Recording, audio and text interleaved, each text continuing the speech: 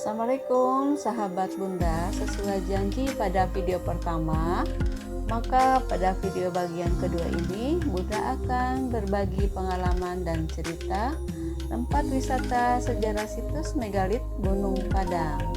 Enjoy! Dari pintu gerbang menuju situs megalitik ada beberapa cara yang dapat ditempuh dengan menggunakan kendaraan dan jalan kaki. Untuk ke pintu pertama, sepeda motor langsung ke parkir dekat area parkir gate 1, sedangkan mobil di area parkir 2 dekat gerbang masuk. Pengunjung menggunakan ojek dari parkir mobil ke pintu 1 membayar Rp5.000. Untuk ke puncak satu situs ada dua pilihan tangga. Tangga lama kondisi rada curam, tapi jarak tempuh lebih pendek.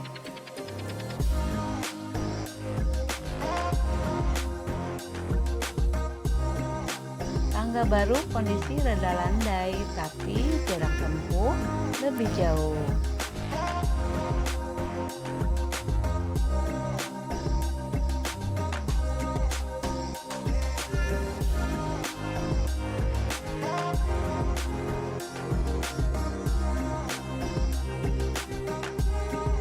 Dan untuk menuju pintu 2 dengan tarif ojek sebesar Rp25.000 per orang langsung sampai puncak situs.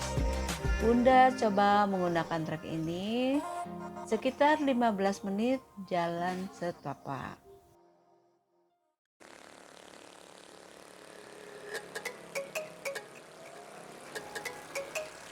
Sahabat, mari kita mulai ke puncak situsnya dengan ojek.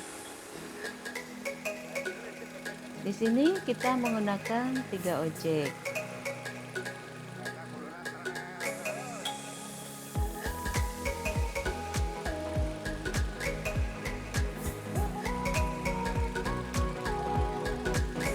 Sepanjang perjalanan, jalannya kurang bagus, berbatuan.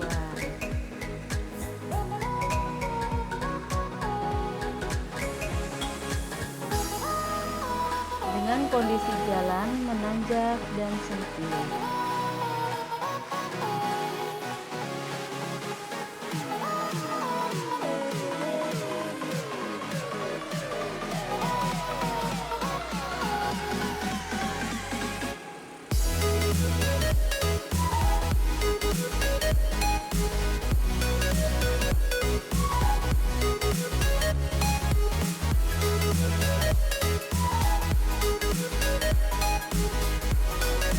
Walaupun dengan kondisi tersebut, kita disuguhkan pemandangan alam pedesaan yang sangat sejuk dan segar.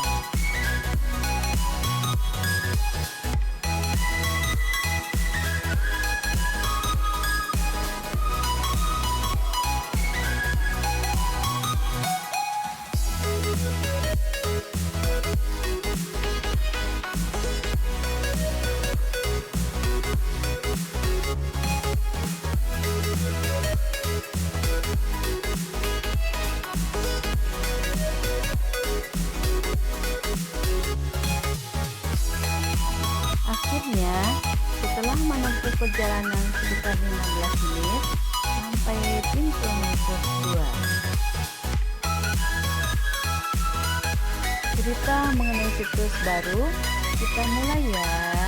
Jangan lupa like and comment, serta share dan bunyikan loncengnya. Bagi sahabat yang belum subscribe, tolong dibantu subscribe biar Bunda terus semangat.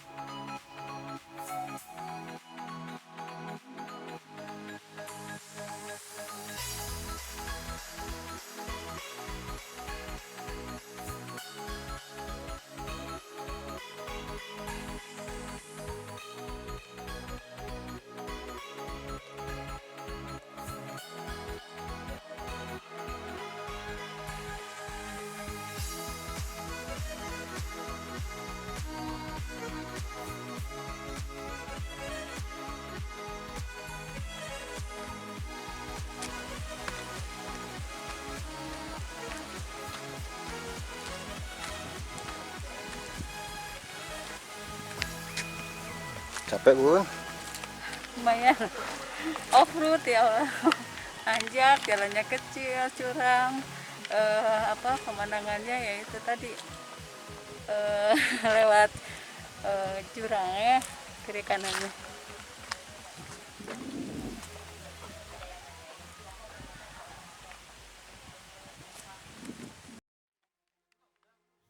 Untuk mengetahui cerita sejarah secara kajian ilmiah, berikut informasi dari arkeolog Dr. Lutfi Yondri, seorang arkeolog dari Direktorat Jenderal Kebudayaan. Narasumber dari channel YouTube Balai Pelestarian Kalau kita lihat secara Budaya arkeologi, Banten. sebenarnya situs ini termasuk kelompok situs prasejarah yang ditemukan kembali, pernah dicatat oleh para peneliti Belanda, baik Verbeek maupun Krom.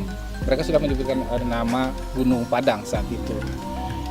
Bisa jadi pada saat itu nama Padang ini diberikan oleh masyarakat Sunda yang sudah hidup di sekitar Cianjur pada saat itu. Dan Padang dalam istilah Sunda itu sesuatu yang lapang, luas, pandangan kemana-mana. Ya, mungkin tidak ini nama Padang di belakang nama gunung ini tidak terkait dengan etnik di Indonesia, tapi adalah sesuatu yang lapang dalam tradisi masyarakat Sunda.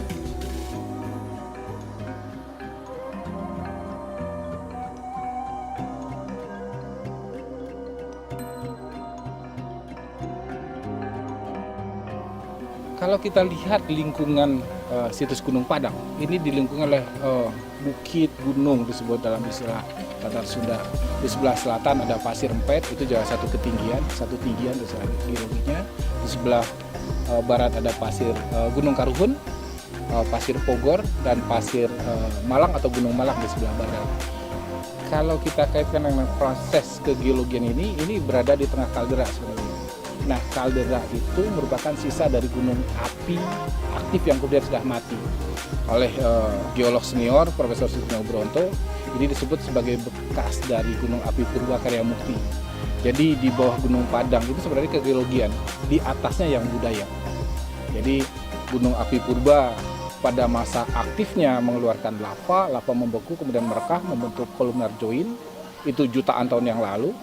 Kemudian baru datang manusia prasejarah, ini masuk dalam kajian secara arkeologi, masuk dalam kelompok ras Austronesia yang punya tradisi pengagungan arwah leluhur, dan mereka membuat media-media pengagungan arwah leluhur itu salah satunya di tempat puncak-puncak yang tinggi, karena di situ mereka mengagungkan kegiatan arwah leluhurnya mereka, dan kemudian dihadapkan puncak yang lebih tinggi lagi.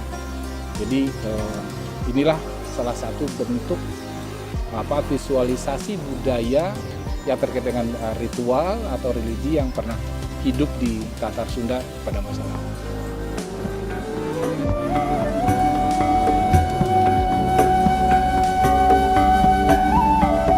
Penemuan situs Gunung Padang dalam ranah arkeologi Indonesia sebenarnya bukan sesuatu yang terlalu baru sebenarnya, karena penelitian arkeologi di Indonesia sudah diawali oleh penelitian oleh bangsa asing, diantaranya adalah Belanda.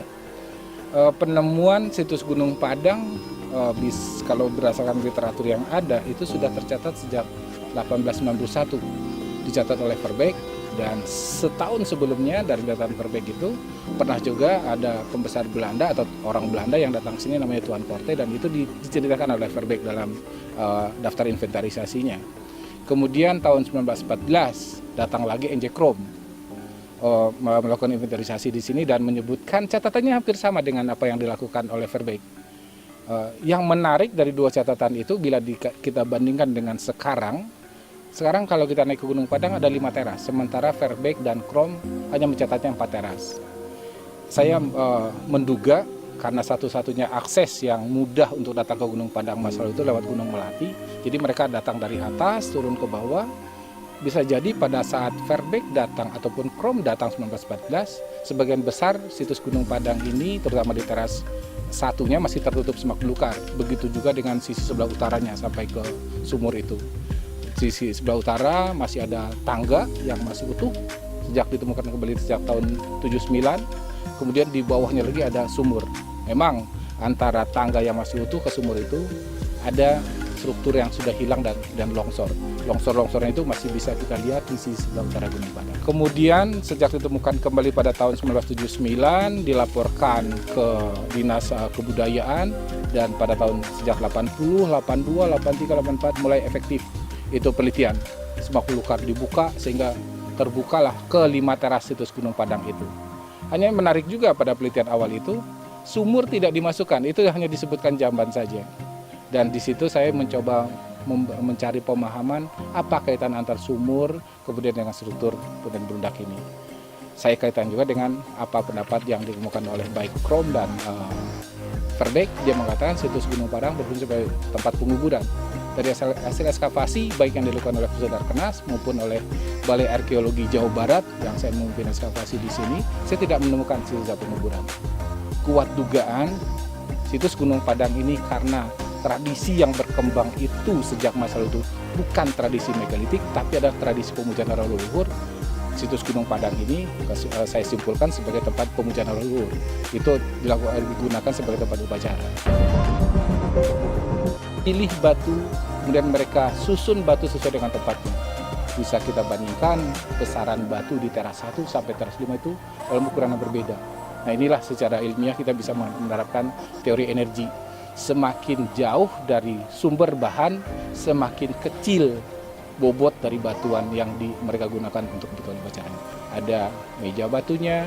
Kronologi budaya situs Gunung Padang, dari temuan arang di teras 1, di teras 2, 3, dan 4. Di teras 5 saya tidak menemukan arang untuk pertanggalan. Saya dapat peroleh pertanggalan itu antara 117 tahun sebelum Masehi sampai 45 tahun sebelum Masehi. Masyarakat pengagung arwah leluhur datang, mereka bangun punden berundak untuk kepentingan upacaranya pada saat itu. Ditemukan lagi ada batu datar. Nah, batu datar ini cukup menarik buat kita. Di tempat yang lain disebut meja batu, ada yang juga dengan dolmen. Dalam ranah pemujaan arwah leluhur, biasanya meja batu itu digunakan sebagai tempat meletakkan ubur rampe atau alat-alat yang digunakan pada saat upacara pada saat itu.